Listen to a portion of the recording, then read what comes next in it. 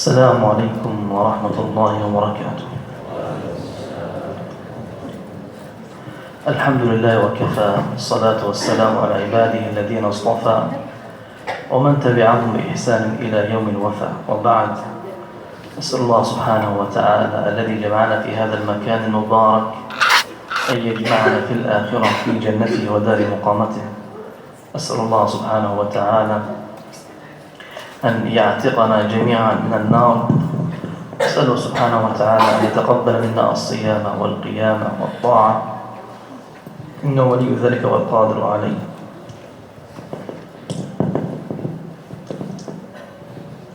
Bismillahirrahmanirrahim.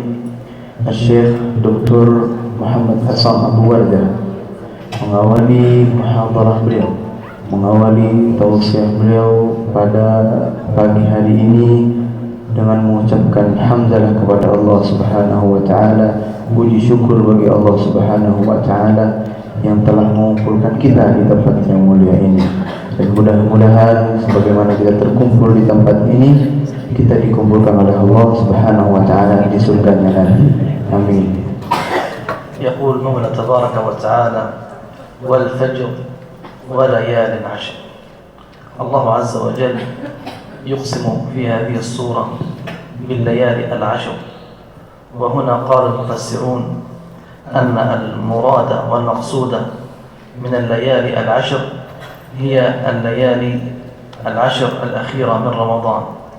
والله عز وجل لا يقسم إلا بعظيم، فهذه الليالي من أعظم وأفضل ليالي السنة، ولم لا فيها ليلة القدر خير من 1000 شهر، ولما لا، وهذه الليالي نزل فيها القرآن الكريم.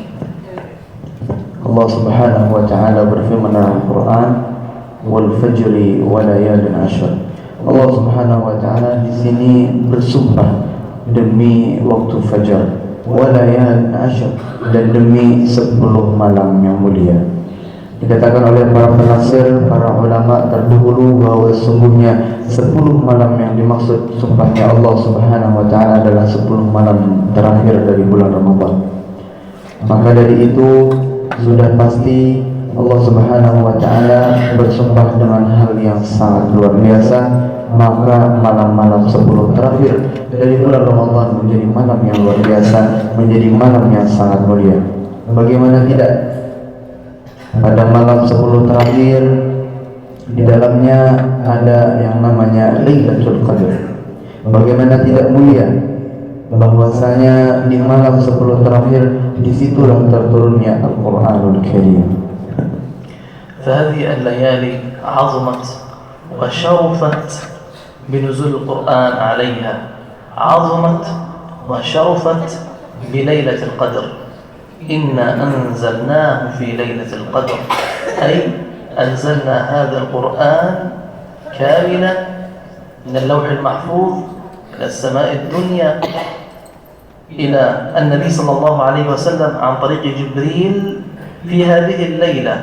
كان النبي صلى الله عليه وسلم في هذه الليلة العظيمة يتدارس القرآن مع جبريل عليه السلام. فعظمت هذه الليلة وعظمت هذه الليالي، إذا قال سبحانه: إنا أنزلناه في ليلة القدر. Dan sesungguhnya malam-malam terakhir dari bulan Ramadan menjadi sangat mulia, menjadi sangat luar biasa. Karena kenapa? Karena Allah Subhanahu wa taala menurunkan Al-Qur'an pada malam-malam tersebut. Apa kata Allah Subhanahu wa taala dalam Al-Qur'an? Inna anzalnahu fi lailatul qadar. Sesungguhnya kami telah menurunkan Al-Qur'an pada malam Lailatul Qadar.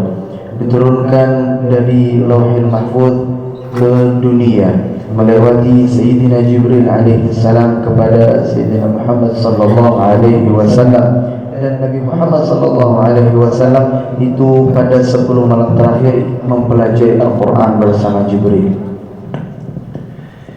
فعظمت هذه الليلة وشرفت بقول سبحانه: ليلة القدر خير من 1000 شهر، أي العبادة في هذه الليلة، الصلاة، الذكر، الاستغفار، القيام في هذه الليلة خير من عبادة 83 سنة. أنت عندما تذكر الله سبحانه وتعالى وتصلي تقيم الليل فكأنما عبدت الله 83 سنة. ولا يكفي في هذه الليلة فقط هذه، وإنما قال تنزل الملائكة والروح فيها. في هذه الليلة أيضا تتنزل الملائكة، تتنزل بالرحمات، تتنزل بالسكينة، تتنزل بالخير، تتنزل الملائكة فيها والروح، تتنزل الملائكة والروح فيها بإذن ربهم من كل أمر سلام. هذه الليلة فيها السلام والأمن والاطمئنان والسكينة، السلام من كدر العيش، السلام من كل شيء، السلامة من النار. Dan juga Allah Subhanahu wa taala berfirman dalam surah yang sama meneruskan ayat sebelumnya, Lailatul Qadri khairum min alfi syahr, bahwa sungguhnya malam Lailatul Qadar itu lebih mulia daripada 1000 bulan.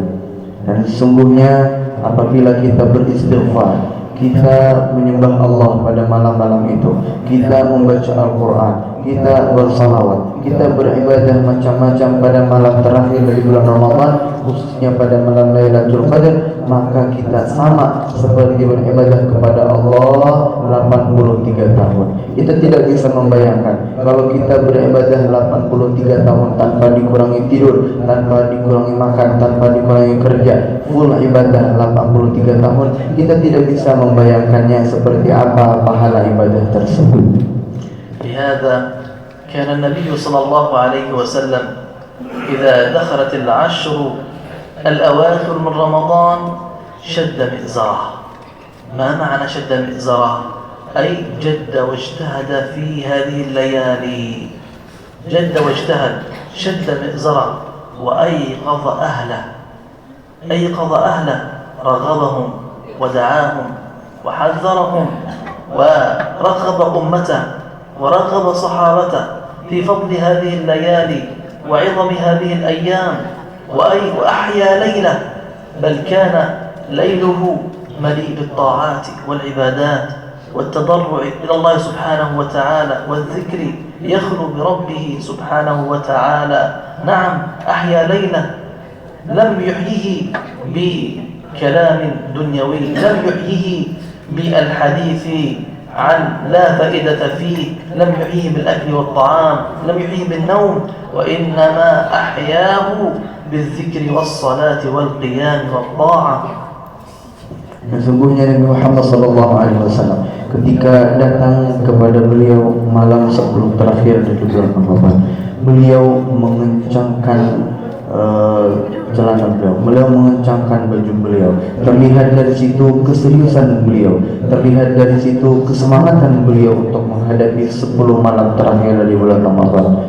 Dan ketika datang kepada beliau 10 malam terakhir Ramadan, beliau membangunkan semua kerabat beliau, membangunkan keluarga beliau, membangunkan sahabat beliau. Beliau membangunkan mereka semua untuk apa? Membangunkan mereka untuk beribadah kepada Allah Subhanahu wa taala, untuk mengajak sahabat-sahabat beliau, mengajak keluarga beliau, kerabat beliau untuk qiyamul lail, untuk salat, untuk membaca Al-Qur'an, untuk bertasbih. Dipenuhi semua malam-malam terakhir di bulan Ramadan hanya dengan ibadah kepada Allah Subhanahu wa taala, bukan hanya berbicara yang tidak bermanfaat, bukan hanya berlalai-lalai ke sana ke sini yang tidak bermanfaat, tapi dipenuhi semua malam-malam terakhir bulan dari Ramadan dengan ibadah kepada Allah Subhanahu wa taala. لهذا أخبرنا النبي صلى الله عليه وسلم عن هذه الليالي، عن ليلة القدر، قال التمسوها في ليالي الوتر. ليالي الوتر أي ليلة 21 و23 و25 و27 و29. هذه هي ليالي الوتر التي تكون فيها ليلة القدر، والتي أكد عليها النبي صلى الله عليه وسلم أنها تكون في هذه الليالي. منهم من قال هناك آثار أحاديث وردت أنها في 27، ومنهم من قال في 25، لكن هذه الليلة لم يثبت النبي صلى الله عليه وسلم أنها تأتي فقط في 27 أو 25، وإنما تركها غير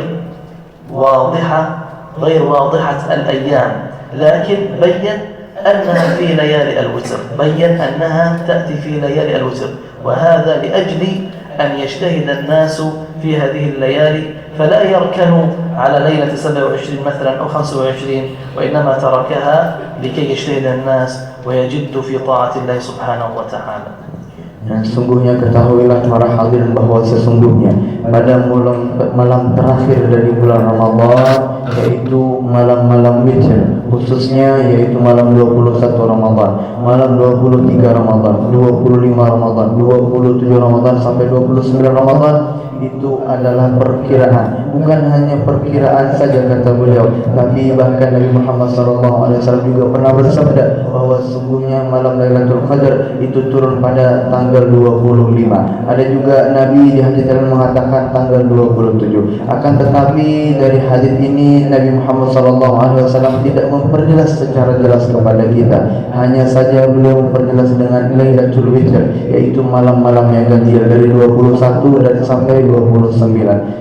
Apa kata beliau tadi? Supaya apa beliau tidak memperjelas itu? Supaya kita umat Nabi itu bersemangat dari awal malam terakhir dari 10 Ramadan sampai malam terakhirnya, agar kita selalu bersemangat, agar kita selalu mengisi masjid-masjid, agar kita selalu beribadah, agar kita tidak memilih malam 25 saja, tidak memilih malam 27 saja, tetapi kita beriktikaf 10 malam terakhir dari bulan Ramadan. ولهذا الذي يريد أن يدرك ليلة القدر أولا أن يخلص لله سبحانه وتعالى، أن يبتغي هذه الطاعة وهذه العبادة لله عز وجل. لذلك قال النبي صلى الله عليه وسلم: من قام ليلة القدر إيمانا، أي إيمانا حقا، إيمانا خالصا لله تعالى، من قام ليلة القدر إيمانا واحتسابا واحتسب هذا الجهد وهذا التعب وهذا العناء وهذا القيام لله عز وجل، قال: غفر له ما تقدم من ذنبه، غفرت له كل ذنوبه. والله الخير كل الخير في إدراك ليلة القدر، والحرمان كل الحرمان في حرمان هذه الليلة. Sesungguhnya beruntung orang yang mendapati malam Lailatul Qadar. Sesungguhnya beruntung sekali orang yang bisa mendapati malam Lailatul Qadar. Bahwa Nabi Muhammad SAW juga pernah bersabda bahwa sesungguhnya siapa yang mendapati malam Lailatul Qadar dengan penuh keikhlasan dan dengan penuh keimanan, maka sesungguhnya dosa yang akan datang, dosa yang sudah dilakukan, semuanya diampuni oleh Allah Subhanahu wa taala. Maka sungguhnya beruntung orang yang seperti itu, beruntung orang yang mendapati malam Lailatul Qadar, karena sungguhnya dia telah mendapati semua kebaikan yang diturunkan oleh Allah Subhanahu wa taala. Dan juga bertobatlah untuk yang tidak mendapatkan malam Lailatul Qadar, mendekatlah kepada Allah Subhanahu wa taala, bertakwalah kepada Allah Subhanahu wa taala. لهذا لابد لمن يريد أن يدرك ليلة القدر أيضا أن يأتي إلى المسجد في الليالي الوتر بعد التراويح، يمكث في المسجد إلى صلاة الفجر. في هذه الليالي يغتنم هذه الليالي الوترية ليس بالحديث الدنيوي، وليس بالعبث في المسجد، وليس بالأكل والشراب، وليس بالغيبة والنميمة، وإنما يفرغ نفسه ويغتنم وقته في قراءة القرآن وفي قيام الليل وفي الدعاء والذكر والتسبيح والاستغفار. بهذا بإذنه تعالى وبتوفيقه يكون قد أدرك ليلة القدر. Dan sesungguhnya nasihat dari kami, dari Syekh Dr. Muhammad Nasr Abu Wardah, bahwa wahai hadirin, penuhilah masjid-masjid kita, khususnya pada malam-malam yang ganjil, malam-malam yang witir. Penuhilah masjid ini, penuhilah masjid-masjid semuanya. Setelah tarawih 1-2 jam semuanya ke masjid ini beriktikaf. Dan jangan memenuhi iktikaf itu hanya dengan berbicara, memenuhi iktikaf itu hanya bergosip, memenuhi iktikaf itu hanya dengan makan dan minum, tapi penuhi dengan baca Al-Quran, penuhi dengan bertasbih, penuhi dengan memperbanyak berdoa, penuhi dengan banyak-banyak kita minta ampun kepada Allah Subhanahu wa taala, penuhi dengan kita banyak-banyak mendekatkan diri kepada Allah Subhanahu wa taala. Jangan sampai kita lalai pada pada malam-malam terakhir ini, karena hanya sedikit lagi dan kita akan berwadah dengan bulan Ramadan. Kita akan berpisah dengan bulan Ramadan. لهذا يا أحباب أيام قليلة وسيقضي هذا الشهر أيام قليلة وسيغادر هذا الشهر. لهذا يا كرام اغتنموا هذه الأيام بالإكثار من الطاعات بتلاوة القرآن. يعني كان العلماء إذا أقبل شهر رمضان يفرغون أوقاتهم، يغلقون الكتب ويوقفون مجالس العلم ويعكفون على كتاب الله عز وجل، بما يعلمون من أن تلاوة القرآن في رمضان من أعظم القربات والطاعات. فهذا الإمام الشافعي كان يختم القرآن في رمضان 60 مرة، والإمام البخاري رحمه الله كان يختم القرآن في رمضان 30 مرة. كانوا يجدون ويجتهدون. هكذا كان السلف الصالح. كان رمضان مزرعة يزرعون فيه ثم يحصدون هذه الثمار بعد رمضان يحصدونها. فجدوا واجتهدوا. Dan sesungguhnya sekali lagi kami berikan nasihat bahwa tinggal sedikit lagi malam-malam yang sangat mulia ini. Tinggal sedikit lagi dan kita akan berpisah dengan malam yang mulia-mulia ini. Maka ayo kita semua bersemangat lagi, lebih bersemangat lagi dan lebih bersemangat lagi untuk memenuhi terakhir dari bulan Ramadan ini dengan memperbanyak beribadah. Khususnya kita memperbanyak membaca Al-Quran, karena bahwa sesungguhnya para ulama terdahulu ketika mereka menemui bulan Ramadan, mereka semuanya yuhibul majalis. Mereka memberhentikan majelis-majelis ilmu mereka. Mereka menutup kitab-kitab mereka dan mereka memperbanyak membaca Al-Quran. Mereka tahu istimewanya membaca Al-Quran di bulan Ramadan adalah pendekatan paling bagus untuk mendekatkan diri kepada Allah Subhanahu wa taala. Dan bahwa sesungguhnya seperti imam-imam terdahulu, Imam Asy-Syafi'i itu ketika datang bulan Ramadan, beliau mengkhatamkan Al-Quran 60 kali. Seperti Imam Al-Bukhari, beliau mengkhatamkan Al-Quran sekitar 30 kali. Mereka semua, para imam-imam itu, mereka semua, para ulama terdahulu sangat tahu istimewanya membaca Al-Quran di bulan Ramadan ini. كذلك من أعظم القربات والطاعات في هذه الأيام الإنفاق في سبيل الله، مساعدة الفقراء والمحتاجين، صلة الأرحام، أن تصلوا أرحامكم وأقرباءكم، أن تهنئوهم بهذه الأيام وبقدوم العيد، أن تتعاونوا وتتكاثفوا في مساعدة إخوانكم الضعفاء. فهذه هي من أفضل العبادات، التواصي بالخير والتواصي بالحق. وكما قال سبحانه وتعاونوا على البر والتقوى ولا تعاونوا على الإثم والعدوان.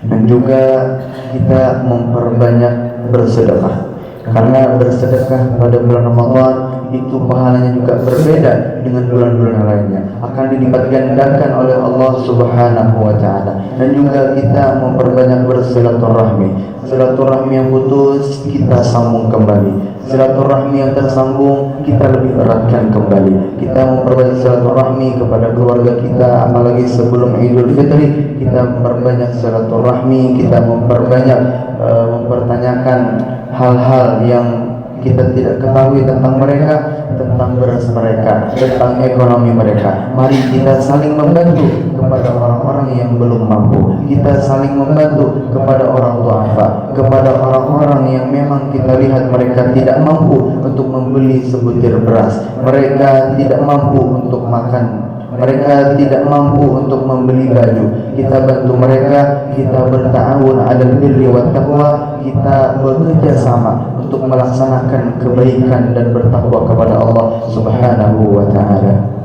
أما أحوال أهل فلسطين في رمضان، أحوال العبادات في رمضان، هم مثلكم يقومون ويصلون التراويح، ونفس هذه العبادات هي في فلسطين. لكن هناك أعمال لابد أن نذكرها، وهي يعني عندنا في فلسطين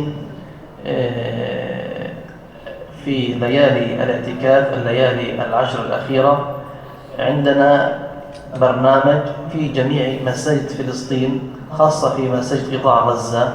يوجد برنامج لإحياء هذه الليالي، برنامج منظم، يكون منظم بتوقيت معين. مثلا يبدأ البرنامج في مساجد قطاع غزة بعد التراويح بساعة، هناك تكون صلوات ووصايا إلى قبل الفجر بساعة عندما يأتي موعد السحور. هذا يكون في الليالي الأخيرة في رمضان. Dan juga ingin menceritakan tentang tanah air kami di Palestina. Mereka di Palestina saat datang bulan Ramadan, mereka juga sama seperti kita.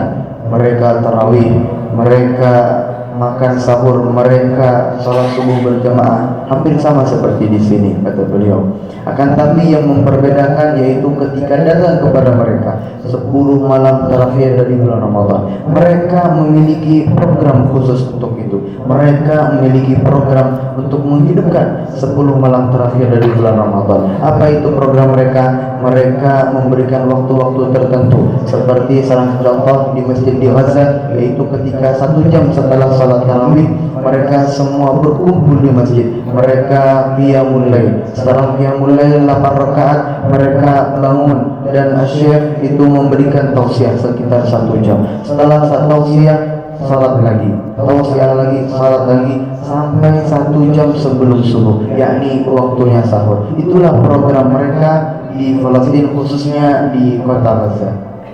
كذلك من الأعمال التي تكون في رمضان في غزة، في مساجد غزة، هناك بعض المساجد يجمعون حفظة كتاب الله سبحانه وتعالى، ويسردون القرآن من بعد الفجر إلى الغروب. مثلا في هذا المسجد مثلا يوجد مثلا 20 حافظ، نجلس معهم ونتفق على برنامج وآلية أننا نريد منكم أن تسمعوا القرآن على جلسة واحدة سردا غيبا تسمعوه، وبعد ذلك نكافئكم. هذا من باب الحث والتشجيع. هناك مساجد كثيرة عندنا تقوم بهذه البرامج بسرد القرآن الكريم على جلسة واحدة في رمضان. Dan juga salah satu program di Palestina, khususnya di kota Gaza, untuk memuliakan Al-Quran, untuk menghidupkan Al-Quran. Mereka memiliki program yang diadakan dengan waktu tertentu, pada hari tertentu. Mereka mengumpulkan para penghafal Al-Quran yang ada di Palestina. Yang kata beliau, misalnya di masjid ini saja ada 20 orang yang hafal Al-Quran di sekitar masjid ini. Dikumpulkan semua para penghafal Al-Quran dan mereka menghatam Al-Quran dalam satu jalsa, dalam satu kali duduk. Mereka memulai dari setelah subuh dan berhenti sekitar jam 5 atau 1 jam sebelum salat maghrib. أما إحياء الليالي في المسجد الأقصى، تبدأ إحياء الليالي من أول يوم في رمضان إلى نهاية رمضان. المسجد الأقصى يكون مليء جدا بالمصلين، يأتي إليه الآلاف المؤلفة من جميع فلسطين إلى المسجد الأقصى ليحيوا هذه الليالي العظيمة. لماذا يأتوا بهذه الأعداد الكبيرة؟ لأن اليهود عندهم عيد يسمى الفصح. هذا العيد يأتوا إلى ساحات المسجد الأقصى ويقومون بطقوس توراتية بما يناسب هذا العيد، ويستفزون مشاعر المسلمين.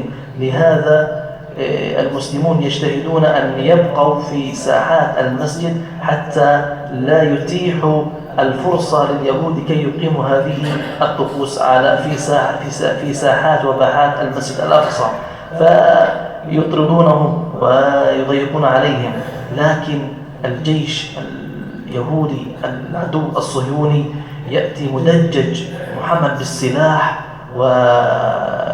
ويضخ ويضرب ويبث الخوف والرعب في قلوب المصلين حتى يتيح المجال لهؤلاء المستوطنين المتدينين بإقامة الطقوس التوراتية في باحات المسجد الأقصى.